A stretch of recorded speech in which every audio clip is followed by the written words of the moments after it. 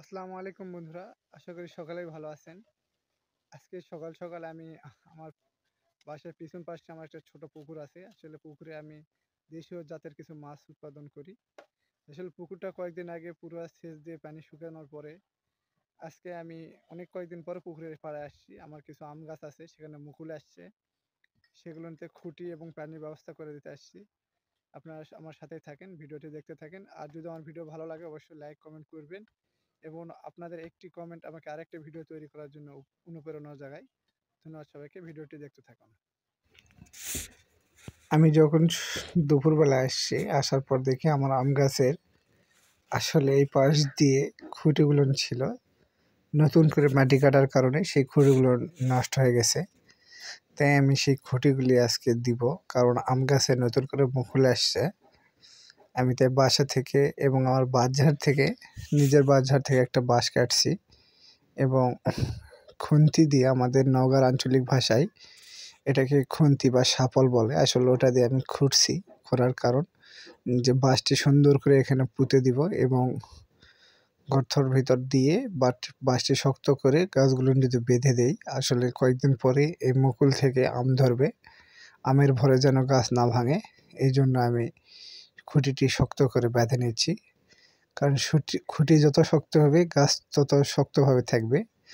আর আজকের ভিডিওটি আপনাদের দেখানোর উদ্দেশ্য এটা যে আমি বাসায় আসার পরে কম বেশি আমার যেই খামারি কাজগুলো বাদে যে কৃষি কাজ আছে, আমি নিজের হাতে করার পছন্দ করি। কারণ আমি যদি নিজে না করি, এটা মানুষ দিয়ে করতে যাই, তাহলে আমার টাকা পয়সা বেশি খরচ হবে। আমি ছোট মানুষ, ছোট খামার, তাই আমি নিজের হাতে সব কাজকর্ম করি। পিছন পাশে যে আমার পুকুরটি আছে, আসলে এখানে আমি কিছু মাছ ছেড়ে দিই। আর সেই মাছগুলো যখন বড় হয় তখন আমার পারিবারিক আমিষ চাহিদাটা মেটায়। একটু পরে আমি গাছগুলো বেঁধার পরে আমি গাছেতে আপনার স্প্রে করব। কারণ যে মুকুলগুলো ধরছে এটা যেন নষ্ট না হয়ে যায়, এই জন্য আমি স্প্রে করব এবং মুকুল যেন সুস্থ থাকে। এবং প্রত্যেকটা মুকুলেতেই আমি স্প্রে করব। আমি এক এক করে যে আমের মুকুলগুলো আছে সেই মুকুলগুলো স্প্রে করতেছি। কারণ আমের মুকুল এই সময় একটু রৌদ্র উঠছে, আর আমাদের এদিকে বর্ষা নাই বললেই চলে। আর এই সময় বর্ষাকালও না, কারণ আমের মুকুলে যদি বর্ষার পানি একটু পড়ে, লোককথায় শোনা যায় অথবা আমি গুগল থেকেও দেখছি যে আপনার আমের মুকুলে যদি পানি থাকে তাহলে আম বড় বড় হয়।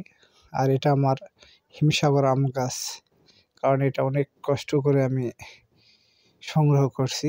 সেখানে মুকুল আসছে, আমি চাই এখানে ভালো ফলন পেতে। আমার পাশে যে গাছটি দাঁড়ায় আছে, গাছটির নাম হলো আমড়া গাছ। আমাদের নওগাঁর আঞ্চলিক ভাষায় আমরা বলে।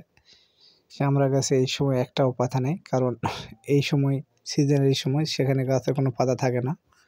আমি এক এক করে যত আমার আম গাছের মুকুল আছে সবগুলোতেই আমি পানি স্প্রে করে দিচ্ছি এবং এখানে ওষুধ মিক্স করা আছে। আমার বড় মেশিন নাই, তাই আমি হাত মেশিন দিই সেই পানিগুলো এখানে দিচ্ছি। কারণ যদি আমি একটাতে দিই একটাতে না পুষতে পারে, তাহলে সেই মুকুলগুলো ঝরে যাবে অথবা নষ্ট হয়ে যাবে। আমি সেটা একদমই চাই না। আর হ্যাঁ বন্ধুরা, নিজের কাজ নিজেরা করলে অনেকটাই টাকা কম লাগে। তাই আপনারা অবশ্যই, আমার পরামর্শ হলো যে আপনি যেই কাজই করেন সেটা নিজের হাতে নিজের ইচ্ছাকৃত করবেন। কারণ অন্যদের করে নিলে সেই কাজটিও দুর্বল হয় এবং সেখানে অর্থ ব্যয় হয়। আমি আমার যত পুকুর পাড়ে আম গাছ আছে প্রত্যেকটা আম গাছে আমি করব। আর এই পুকুরে আমি আসলে কার্প জাতীয় কিছু মাছ ছেড়ে দেওয়া হয়, কারণ এই মাছগুলোর দিন যায়। আমার পুকুরটা ছোট কিন্তু মাছ খুব বড়, তাড়াতাড়ি বড় হয়, কারণ আমি পর্যাপ্ত খাবার থাকে। অলরেডি কিছুদিন আগে পুকুরটি সেচ দেওয়ার পরে এই পুকুরে এখনও মাছ দেওয়া হয় নাই, কারণ শীতকালে আমি যেই মাছওয়ালাকেই ফোন দেওয়া হয়েছে তারাই বলছে যে এখন মাছ নাই। এপাশে দেখছি সজনের গাছ, সেখানেও কিছু মুকুল আসছে। আমি সেই মুকুলগুলোতে স্প্রে করে দিচ্ছি যাতে এগুলো নষ্ট না হয়, কারণ এটা আমার পরিবারের আমিষ এবং বিভিন্ন খাদ্য তালিকায় যোগ হবে। আমি ওই পাশে কিছু আম গাছেও স্প্রে করে দিচ্ছিলাম, কারণ প্রত্যেকটা আম গাছেই আমের অনেক গুণ আছে। কারণ আম অনেক মানুষ পছন্দ করে, তাই আমি প্রত্যেকটা আম গাছে স্প্রে করে দিচ্ছি। আর বন্ধুরা আমার এই ভিডিও যদি আপনাদের একটুও ভালো লাগে থাকে অবশ্যই লাইক কমেন্ট করবেন। যদি ভালো না লাগে সেটার জন্য একটা কমেন্ট করবেন, কারণ আমার কি ভুল হচ্ছে, কারণ আমি নতুন করে ভিডিও ছাড়তেছি। আমার কোনো ভুল থাকলে আপনারা সেটা ধরে দিবেন, আর ওই ভুলগুলোর সংশোধনের চেষ্টা করব। আমার বাসার ভিতরে একটা লিচুর গাছ আছে, যেটা একটা প্রবাসী ভাই আমার প্রবাসী বন্ধু আমাকে দিয়েছিল, তার নাম নাইম। আমি ওর টাকাতেই লিচু গাছটি ক্রয় করছিলাম, আমার বাসায় এনে লাগাইছি।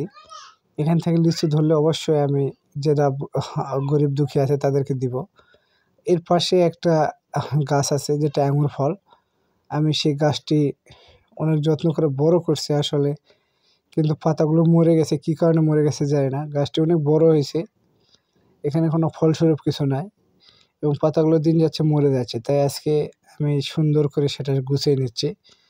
আর বন্ধুরা, আমার এই ভিডিও যদি আপনাদেরকে একটুও ভালো লাগে অবশ্যই আমার পাশে থাকবেন, ফলো দিবেন, চ্যানেলটি সাবস্ক্রাইব করবেন এবং আমার ফলো দিয়ে আমার সাথে থাকবেন পরবর্তী ভিডিওর জন্য। সকলকে ধন্যবাদ। আসসালামু আলাইকুম বন্ধু।